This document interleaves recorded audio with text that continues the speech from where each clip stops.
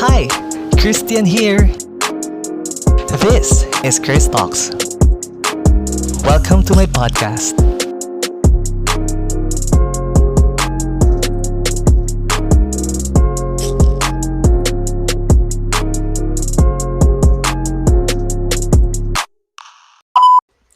Welcome back to the show. It's been a while since I recorded in my room studio. For the past episodes, I've been recording in the office and I don't have my recording tools with me.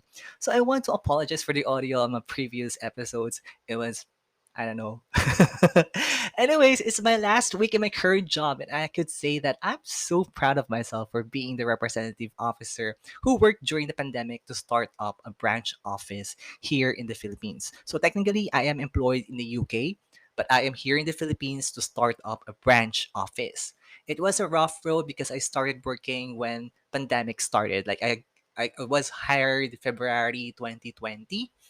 So working remotely at first was so hard, but I managed it and I was able to have our business registration in place last 2020. I really enjoyed working with digital barriers. I was able to work anytime I wanted. So doing my other activities at daytime were never really a big problem for me. Like I had also my part-time job in the afternoon and a freelance job at night. I was a live streamer at night. Yes. And there were so many good things started during pandemic despite of the challenges, and we've learned a lot from the experiences, and I also learned something new this week. So have you heard of pursuer withdrawer relationship? And I've learned about this on TikTok. There was this one influencer who made a video about the pursuer and withdrawer relationship, and I got curious what kind of relationship is this? Because I just firstly heard it on TikTok.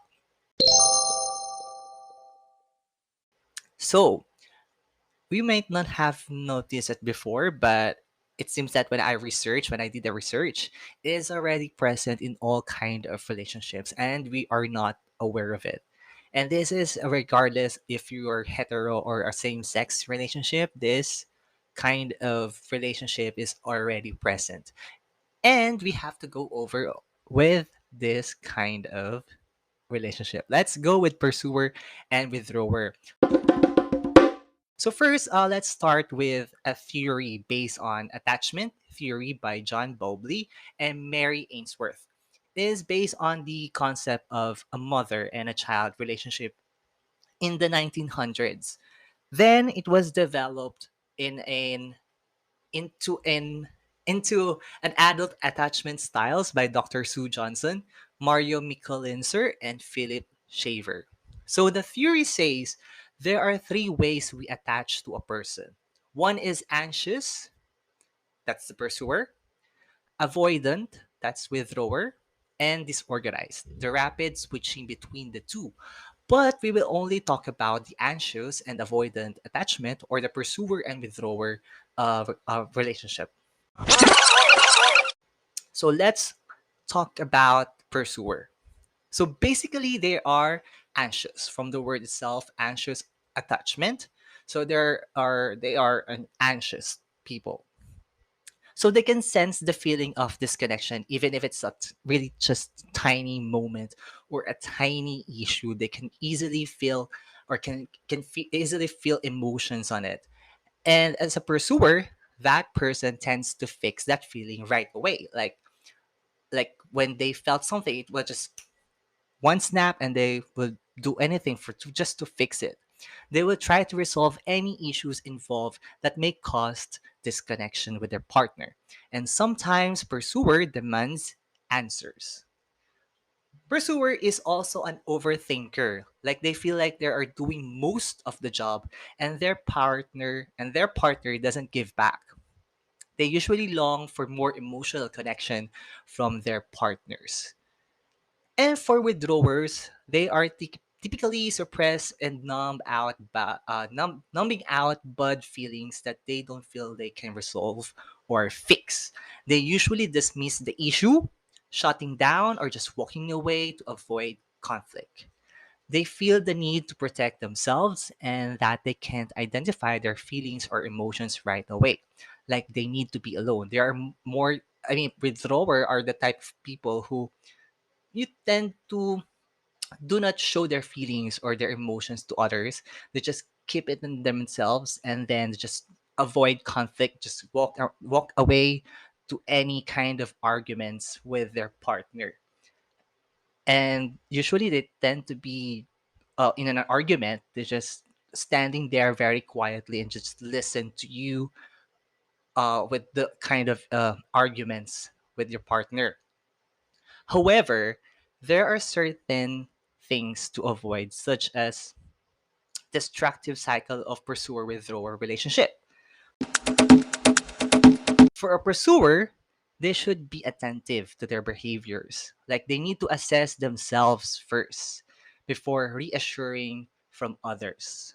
Sometimes you need to know the reason why your partner feel disconnected from you, because sometimes you need to know the reason why your partner feel disconnected. Sometimes it's just about you. You know, you're doing something that may feel your partner uncomfortable. So you need to have an open communication with your partner. Like be specific with your emotions and feelings, with what your needs, so your partner will understand where are you coming from. So state the needs.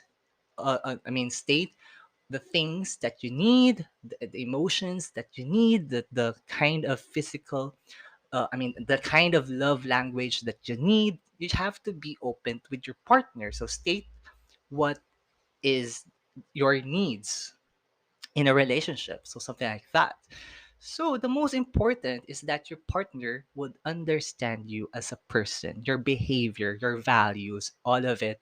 Your partner should know about it. So you have to state it clearly with your partner. State your intentions. State what's happening in your mind. What is your current or emotions. You have to be open with that.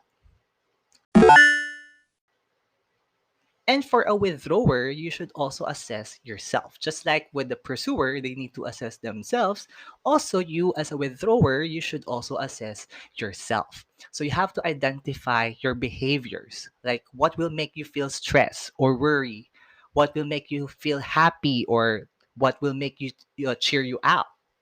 Learning to identify your behaviors will make it easier for your partner to understand you easily.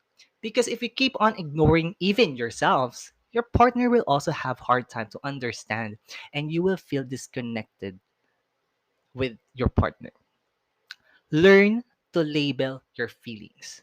Show your emotions, do not hide. Again, communicate with your partner whatever is your feeling at the moment. Learn to reach out to your partner if you feel uncomfortable. Again, the best way for a better relationship is for the both of you to have a solid communication. Again, the pursuer and withdrawer kind of attachment um, leads to a destructive or negative cycle in a relationship. It always goes with a conflict. And because the pursuers are the anxious type of person, and then the withdrawers are the type of person that they don't like to share things. So, if this kind of cycle of this kind of relationship keeps on happening, then there will be a constant conflict or issue between you and your partner.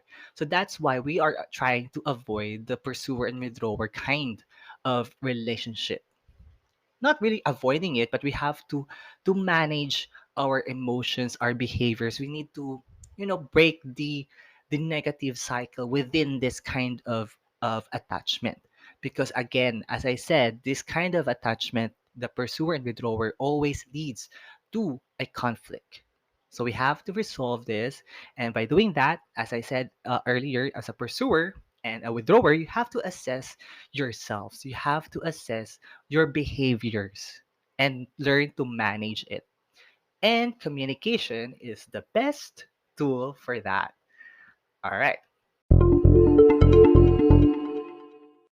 But there is what we call secure attachment, which partners can trust each other even when they don't agree on several things. They appreciate their differences and uniqueness. They can even embrace separation or connection and still feel secured with their relationships.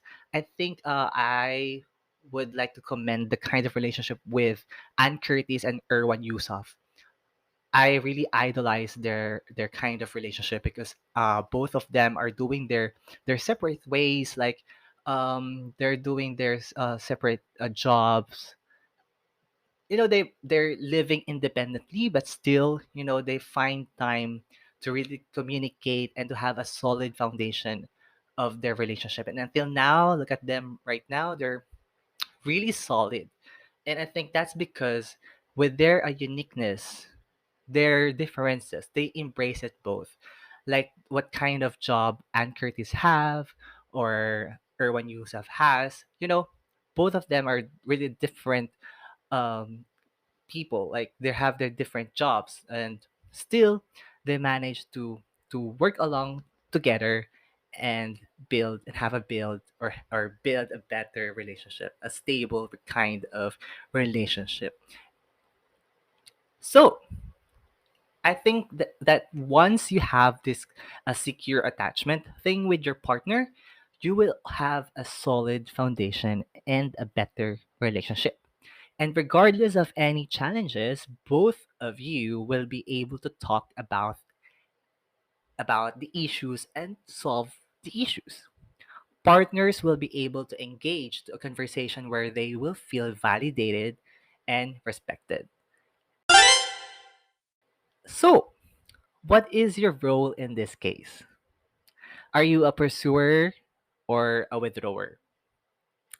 So if you're gonna ask me if I am a pursuer or a withdrawer, hmm, I think I would go with both. I think I'm a Libra, so I think I manage to balance out emotions and feelings, and I balance out things. So I sometimes became a pursuer. I am also a withdrawer. So if I am a pursuer, I really try to fix things immediately before it bursts out into a more conflict or a more complicated issue. And as a withdrawer, I tend to listen always to whatever you would say to me, and I try to to manage my emotions and also tell you what I feel in that emotion. I mean, feel in that case or in that issue. So I think for me as a Libra, I think that's an advantage for me because in this kind of relationship, I am both. I could be a pursuer or a withdrawer, and it really depends on the issue or the case or the scenario. So if I think that I have the the problem or I am the problem in the relationship, I will I intend to really speak out or communicate with my partner and say the things that I feel like wrong or you know I always believe in communication really. So I think that's a good thing. So being a in this scenario, in this kind of relationship, you really learn you really need to learn to communicate well and express your feelings, but at the same time managing your emotions, your behaviors. You still need to respect your partner when you're communicating, and you don't need to invalidate your partner's opinion or your feelings. All right. So, whatever is your role in this kind of relationship, learn to manage your emotions and communicate. I think the best tool for a better relationship is still communication. And right now, I am just so happy thanks to you. You know who you are. Anyways, this has been your host, Christian, and wishing everyone a happy life and feeling loved every day. Thank you for tuning again to my podcast, and I hope to see you again next time here on Chris Talks. Goodbye. Love you.